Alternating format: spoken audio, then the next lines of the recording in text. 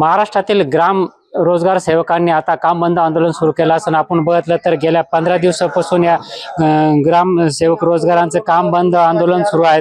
विविध मागण्यासाठी हे काम बंद आंदोलन सुरू केलं असं आपण बघितलं तर आपल्यासोबत काही रोजगार सेवक काय सांगाल की काय मागण्या आहे तुमच्या?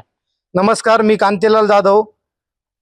आम्ही 2007 पासून रोजगार हमीवरती रोजगार सेवक म्हणून काम करत असताना आजपर्यंत 18 वर्षामध्ये आमच्यावरती शासनाने अन्याय केलेला आहे।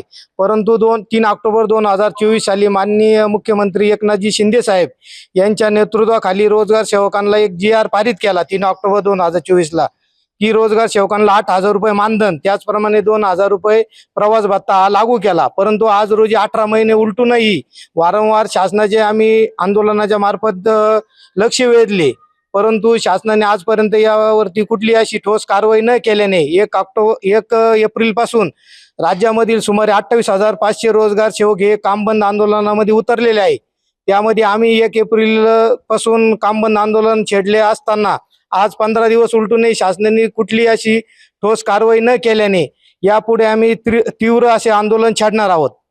नक्कीच शासनाने दखल न घेतल्यास तीव्र आंदोलनाचा इशारा यावेळी ग्राम रोजगार सेवकांनी दिला आहे। नरेंद्र बटाव, जे महाराष्ट्र न्यूज, येवला।